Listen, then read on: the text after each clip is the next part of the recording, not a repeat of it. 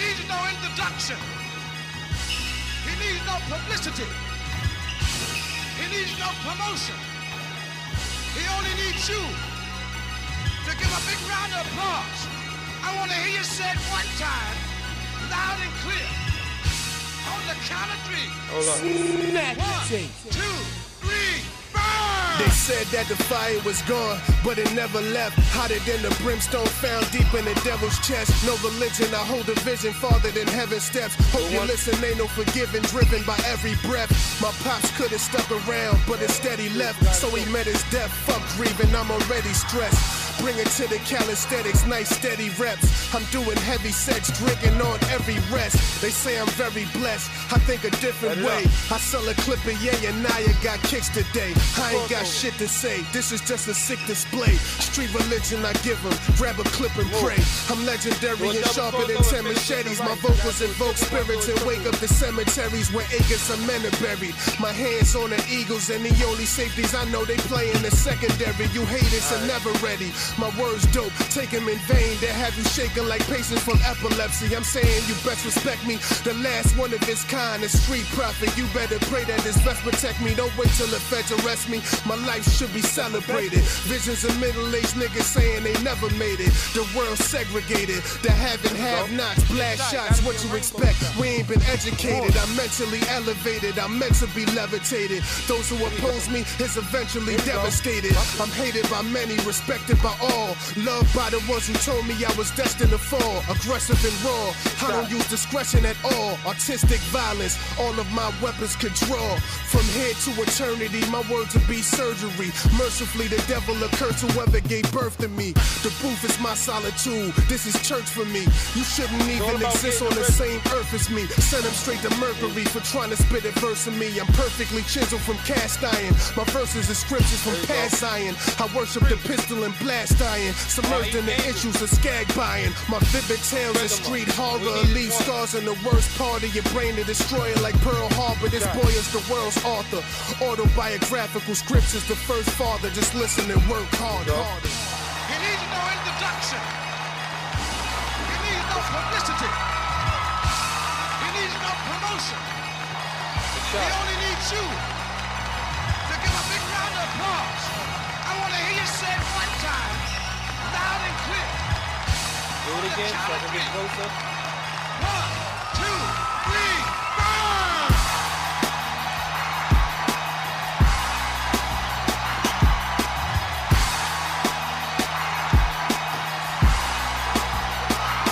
I'll take that.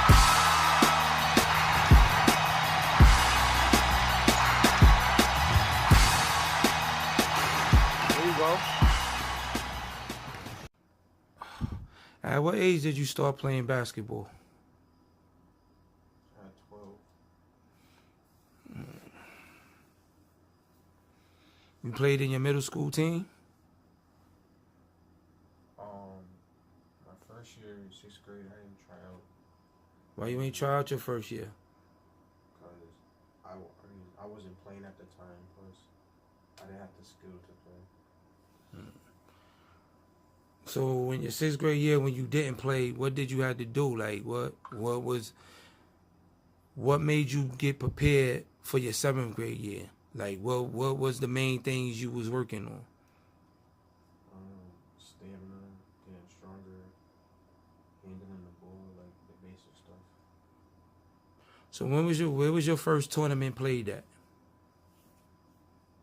For AAU You played AAU? and the boys club. So you played AAU in the boys club. In the boys club, what was like your boys club experience when you first started?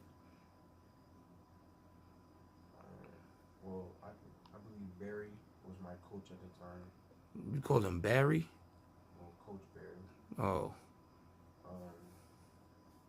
And at the time, I was basically a 2 guard. I wasn't really a point guard at the time because I was afraid to dribble. But what Coach Barry, what experience that you could say from when Coach Barry was coaching you felt like Coach Barry was a good coach for you in your beginning stages? Yeah. Yeah, I agree. What AAU team you played with first? Stallions. CT Stallions. What was that experience like in the beginning stages? It was actually decent. It wasn't bad. You can remember players on that team? That was a long time ago. So going into your 7th grade year, I remember there was a summer where you had to play against a kid who was the man on your middle school team. You remember that?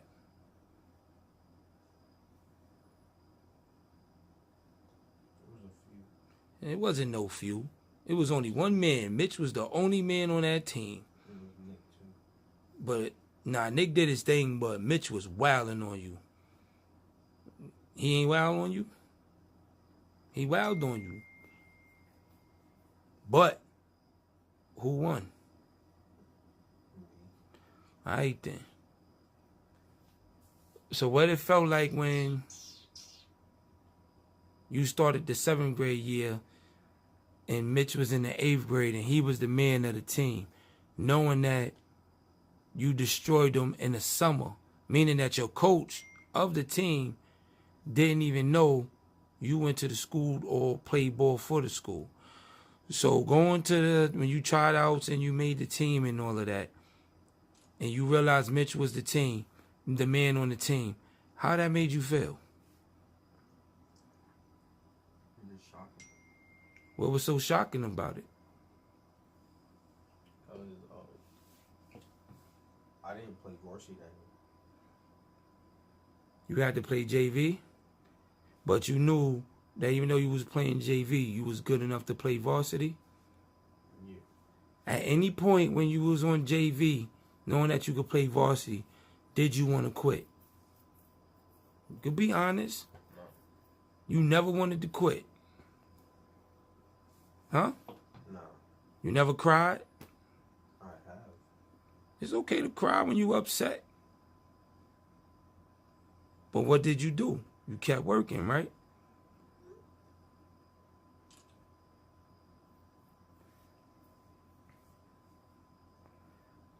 How do you feel about your JV year, your 7th grade year? It was too easy. Playing against the other JV people?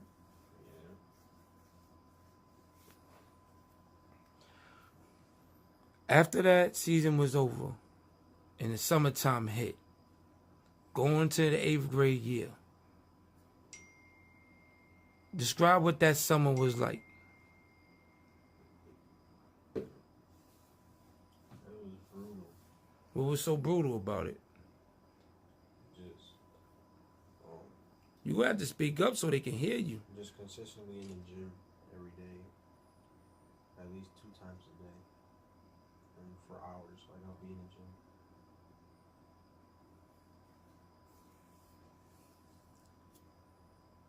Fast forward past going into your 8th grade year. Now after that summer, that gruesome summer you speak about, Say it. the 8th grade year, being at your 8th grade year, we going to the 8th grade year now. Starting 8th grade year of the season.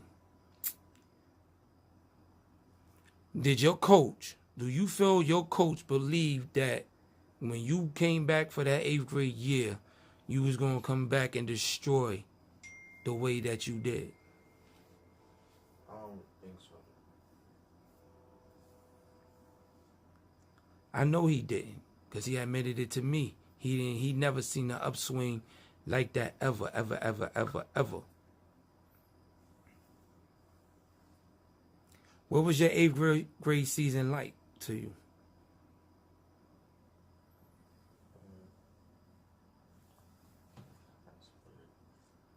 Take your time, break it Our down. season, we did fine. We just I basically led the team most of the time. What you mean led the team? Like in what? If you're gonna break it down in statistics, what you mean?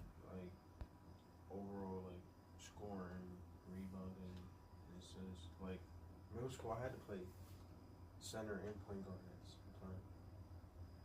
Oh, you had to multitask.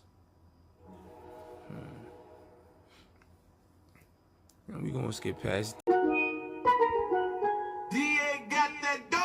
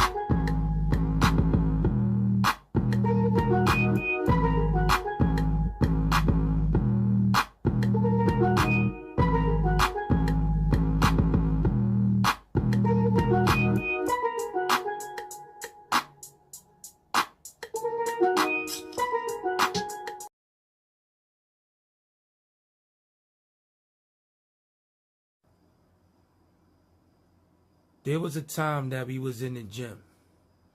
We was working hard in the gym, very hard in the gym. We bumped into somebody that just actually, if I'm not mistaken, graduated from Wilcox in the gym. Who was that? It was Rosie.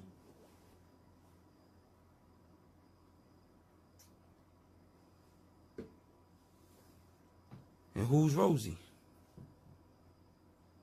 Well, as of now, he's one of the best players in Wilcox. That came from Wilcox.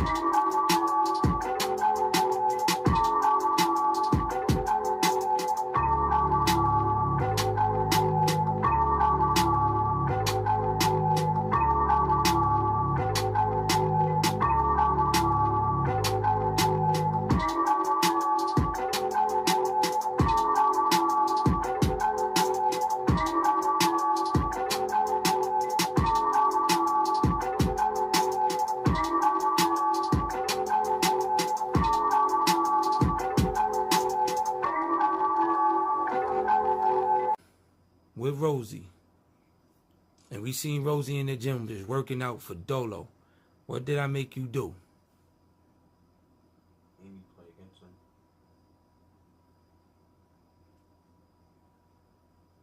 And he played you hard, right?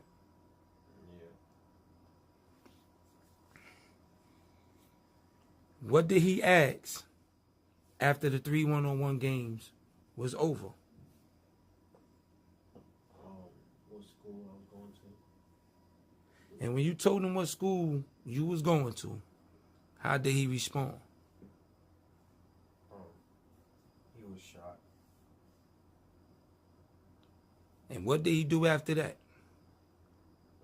He contacted the Wilcox coach. What happened from there? And he told him he had a great player coming on the way.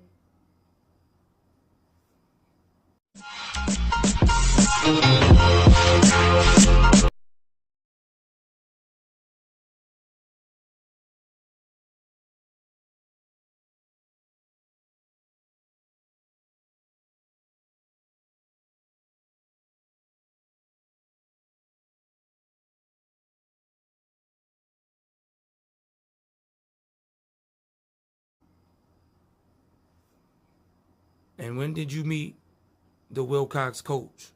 Mind you, this is the summertime, right? When did you meet the coach?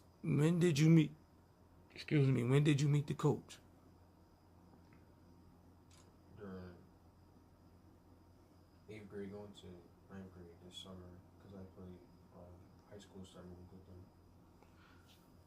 So it's practically you. I think it was you and John, but it was first you, right? John played later? He came later on. But he played though, right? But first it was you. Explain that experience,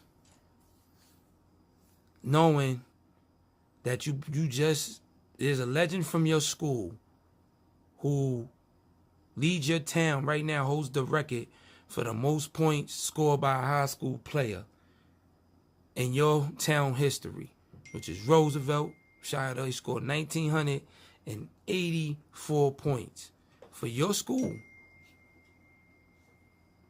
He put you on to the summer league coach. To your coach that's running the summer league.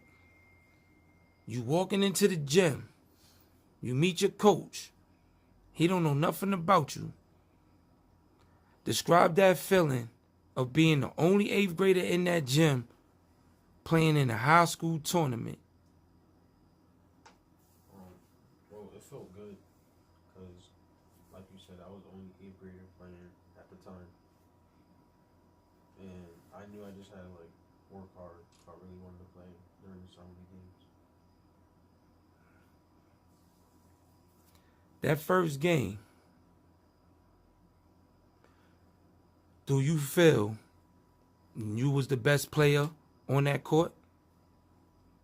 Yeah. It was a fact you was. But also, did you feel that the team, your teammates, was embracing you as that new kid early on as far as the summer league? Yeah. I disagree with that. I don't feel none of them embraced you. The only one I felt that knew you was Trey, D-Wade. That was it. Because y'all used to go at each other in the park. And when y'all got on that court together, and mind you, he came later, because remember, he was in Cali or somewhere. He came in and he seen you. He embraced you. So, me being honest, it's a documentary, it's the truth of the struggle that you went through.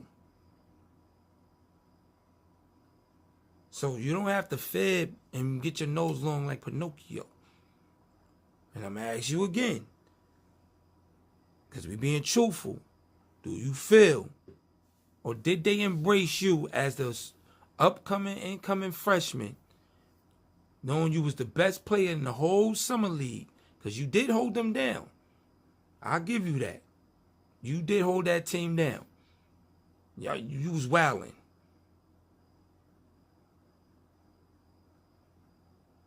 We gonna scratch that. What? Nah, speak. You can speak. It's your platform to speak. People want to hear what's in your world and what's in your mind. You always quiet to the point where nobody really gets to see who you really are. This right here is what's embracing everybody to understand who you are and where you coming from. So you be honest. Everybody go through frustrations. So you be honest because you making people aware. So when they go through something that you went through, they see this story. So they could be better prepared for it. So do you feel they embraced you off rip? As an 8th grader, coming into a summer league with nothing but high school kids. And you the man on the team shooting 3-point shots from NBA range from the 8th grade. Just Trey. All right.